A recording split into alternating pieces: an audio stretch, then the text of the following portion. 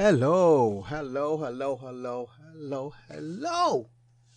Wherever you have to be located on this hopeful planet called Earth, I hope wherever you happen to be, you are having a blessed day, evening, or night, wherever you have to be located. I want to talk about the Eternal movies. Well, I know I'm a little bit late to the party. I'm giving my little synopsis on the movie several months after the movie aired. But I finally went back and watched the entirety of the movie. At first I only watched about an hour. Then I said, hey, let me watch the rest of this movie. So I went back and watched it. And then when the movie came to conclusion, I realized this is one of the most unique and most different of all the other superhero movies I've ever seen. Here's the first reason. Batman has the Joker, the Penguin, Two-Face, etc. Batman has Superman has Lex Luthor, Brainiac, Mongrel, fellow Kryptonians. The list goes on and on. Spider-Man has the Green Goblin, the Vulture, Sandman. You get my point. Wonder Woman has her antagonist, Ares, Cheetah, etc. All other superhero movies has a main antagonist who's human like them. The main antagonist of the hero is talking, rational. You can say these sentences, you get to see them. And as Eternals movies, this was the first time where the antagonist wasn't truly evil. The antagonist did not want to kill anybody. He or she or it had to be born. Yes, even humans to be born. When that baby come out, when that baby bursts out the floor, I'm sure billions of microscopic life form that was in that womb becomes eliminated. So even when a human is born, or even animals or insects, whatever, that bacteria, the microbe that was living in that sac becomes annihilated once the entity escapes the room or the sac, because that microbe had to live in the sac. They could not live outside the sac. So hey, the Eternal that was inside the earth was just the embryo. He didn't want to kill nobody. He just had to do it to be born. So that's how the Eternal antagonist was different. It was not a bona fide villain. We never even got to see the antagonist talk in the Eternals. We did not even see the whole body. We just saw his hand coming up, the little part of his head. He didn't say a word. That was it. So that's why I said the Eternal movies was unique from all the others, because the antagonist was not really there. The antagonist only had about, 5 or 10 minutes of screen time. The Joker, Two-Face, the Kryptonians, the Red Skull, they have a lot of screen time. Here, the antagonist of the Eternal did not have much screen time, about 5 or 10 minutes. You never got to hear a word from him. And the Celestials can talk, they couldn't communicate, as we saw many times with that big red ones. Alright. And number 2.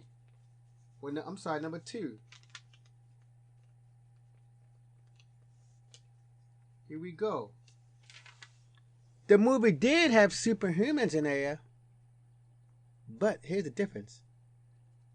But they really wasn't superhumans.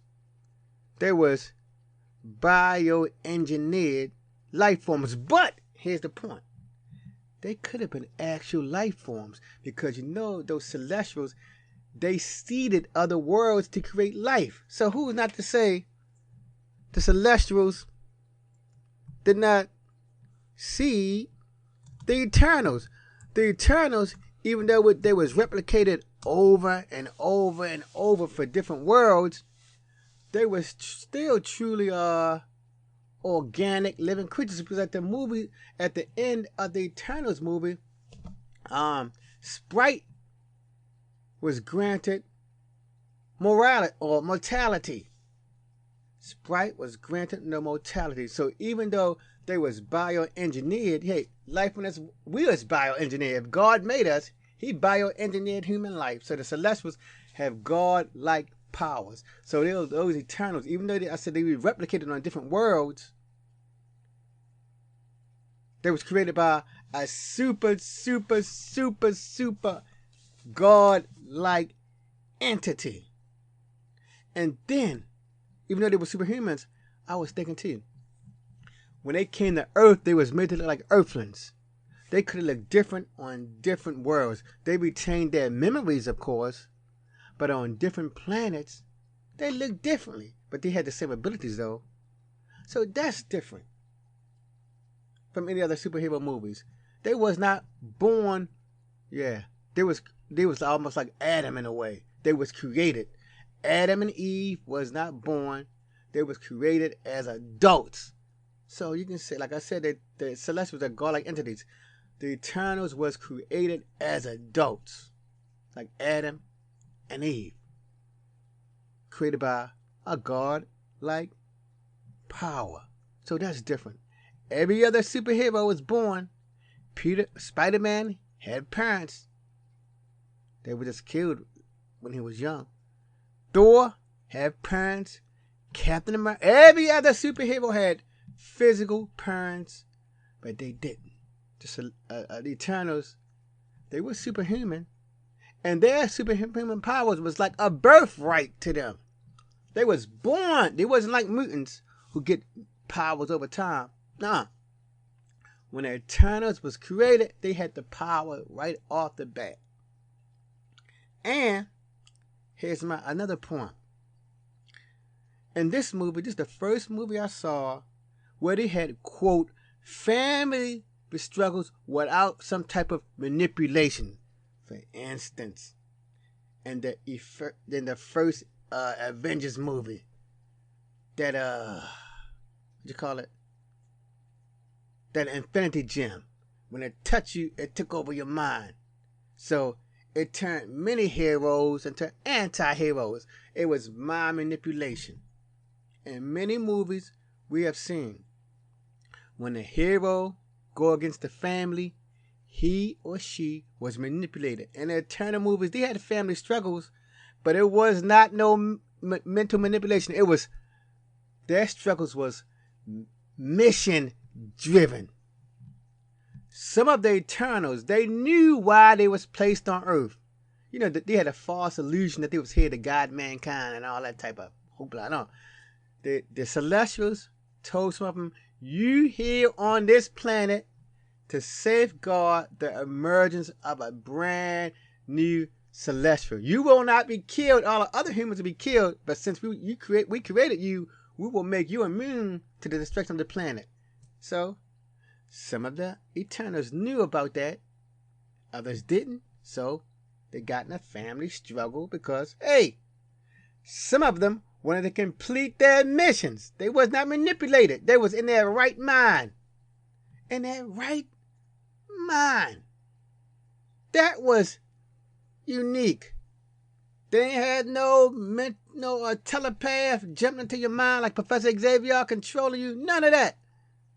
Their family struggles was real internal struggles.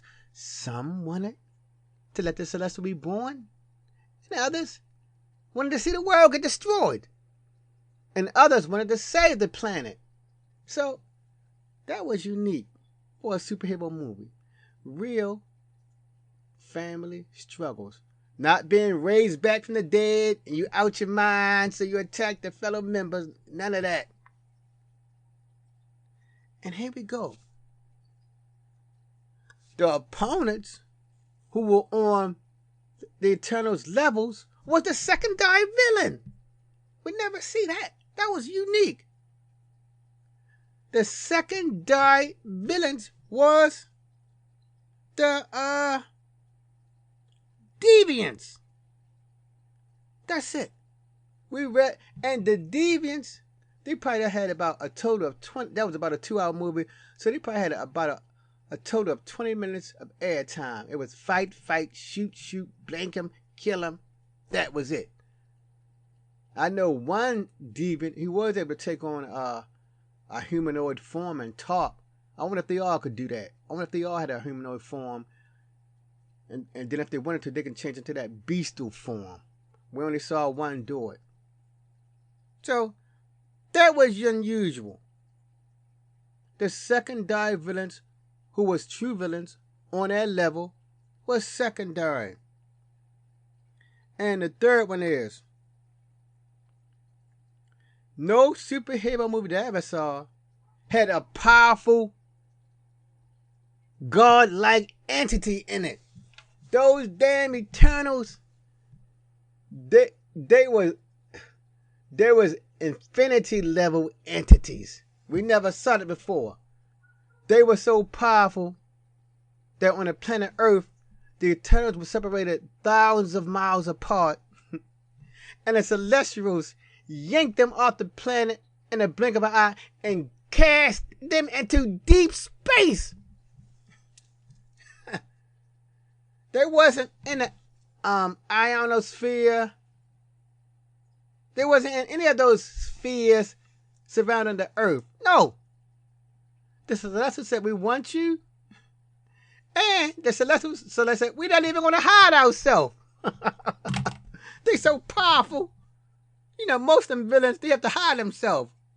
The Celestials said, the people on Earth can't do nothing to us. So I'm going to let you see me up in the clouds, out in space. You're going to see my gigantic head fill up the whole sky. What can you do, Earthlings?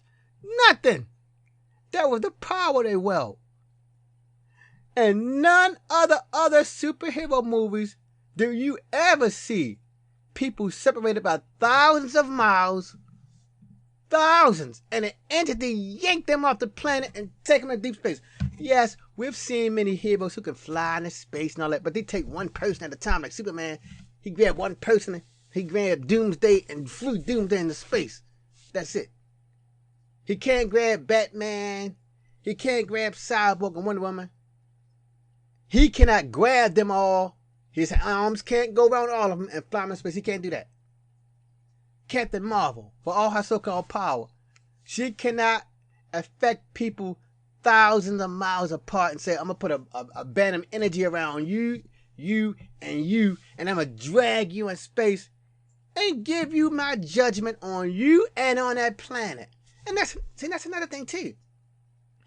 Even though that baby Celestial wasn't born, the elder Celestial, they was not even upset with them. They was not even upset. They was, okay, you love the people on this planet so much, we're going to let them live, but we're going to come back and judge them. Because their true fate was to be destroyed by that baby Celestial. You want them to live, we're going to let them live, but we're going to be back, I don't know when, and make our judgments on them. So thank you for stopping by and listening to my unique take on the Eternal movie. And I'm sure I gave a different point of view than many of them other people. Yes, whenever a movie said blah, blah, blah, he's like Superman, he's like Wonder Woman, and blah, blah. No, I gave how this movie is far different than any other superhero movie that we've ever seen. It's completely unique. And their powers was like the secondary issue. Secondary. Thank you for stopping by. Leave your comments in the comments section. Good or bad, I can take it. Until the next time, movie family. Peace.